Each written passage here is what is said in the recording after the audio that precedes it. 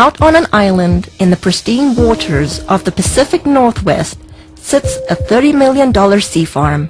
Not just an ordinary sea farm challenging the environment, one that actually gives back. One of the things that's always been extremely important to my dad has been the environment. What's incredible about this process is that we bring in a very small amount of seawater into the facility to recreate the spring bloom on land.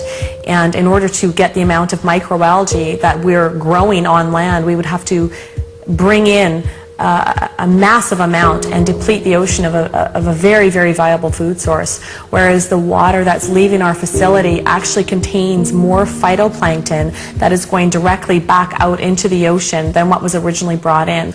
And he is providing even a larger source of that back to Mother Nature, and that's beautiful. In the age of World Wide Web, cloning, and moonwalkers, now we can naturally grow and harvest phytoplankton. I built on this site a large shellfish hatchery, one of the largest in the world. And in order to proceed with producing the amount of seed that we require, I got into the business of growing algae. I did come up with a method that I could grow any quantity, any amount at any time of these algae outdoors as well as indoors.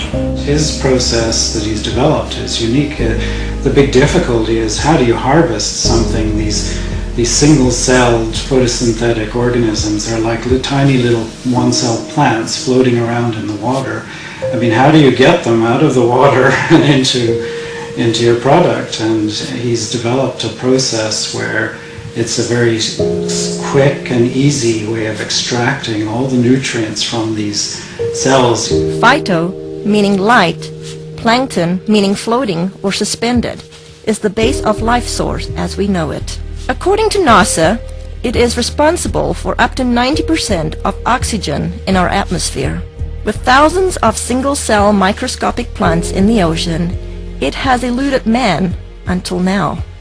You know, I'm just grateful that I was chosen to find this product because it's been very elusive. It's eluded man until now, and here we have it, and I'm going to help as many people as we can, I hope. Throughout history, necessity continues to be the mother of all invention. He was creating the phytoplankton to feed his shellfish, and as the business grew, his health started to deteriorate, and I used to think that he was just maybe overworked or, tired, and he ended up getting diagnosed with some pretty serious illness about a year ago. They had diagnosed me with quite a serious cancer. In fact, a very serious cancer. It's called mesothelioma, and there's only about 2,000 cases a year in North America. Nobody survives. With just 9 weeks to a few months to live, Mr. Harper did the unimaginable. I was not expecting what I heard. They basically gave him 9 weeks to 9 months to live. Well, it was a pretty big blow, so trying to get my affairs in order, which had to be done. We then, just basically settled down for me to start slowly, dying.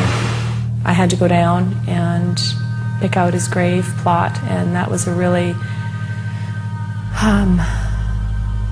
just a very horrible, raw, vulnerable time. While all this was happening, getting ready for his surgery, we had all been giving him a bit of a hard time because he had been eating phytoplankton out of the tanks at work.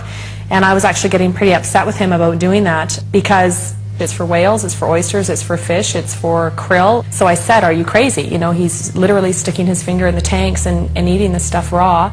I started on a daily routine of just taking a bit of paste, putting it in my mouth, and wash it down with a drink of water and go about my daily business, what I could do. And within about 10 to 15 days, here I am, starting less pain in my back. I knew that something was going on, so I just kept eating half a teaspoon of this paste a day.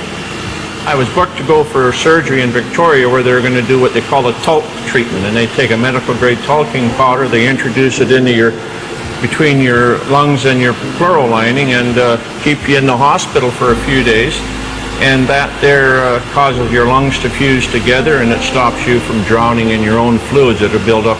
The head surgeon came out and had a very odd look on his face. I said to my mom, oh my God, something's happened.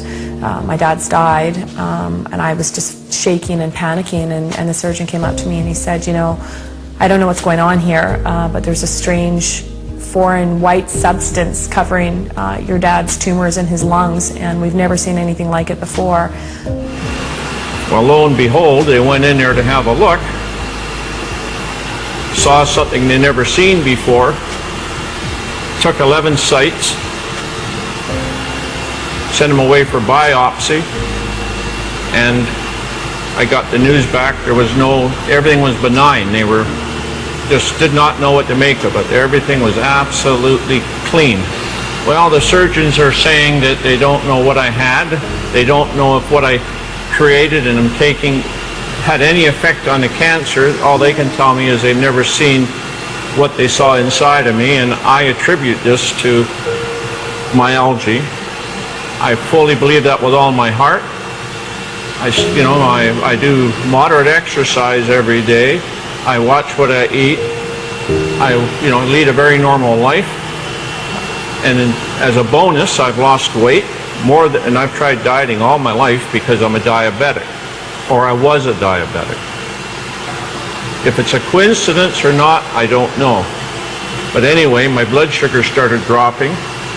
My weight started falling off, and I ended up probably within about a 6-month period, here I am no longer requiring insulin, and I was taking 88 units a day of insulin, and I now can eat just about what I want in moderation, and I have no elevated sugar levels, and I feel fabulous.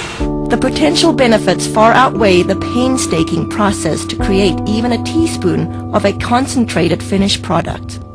Well, we can do in a neighborhood of, in the winter months, about 25 ton of product. Summer months up to 45 metric tons a day. And just as an example, these tanks you see beside me here, it would require 10 of these tanks of algae to give me one of these, which is an 8-ounce container. So if you look at that, think about the magnitude of growing equivalent to 45 metric tons a day. That's quite a remarkable feat, because there's billions upon billions just in these 3 tanks, and we can grow them in a 1 million liter tank. So, and that's what we get our 25 or 40 ton a day from. With 8 million liter tanks, using nature's elements, Mother Nature's kitchen has the capacity to nourish the world. It boasts a nutritional analysis second to none, including pigments, diatoms, and xanthophylls. You know, in spring in the northern hemisphere, when the light conditions are right and the nutrient conditions are right, there's a spring bloom, and you get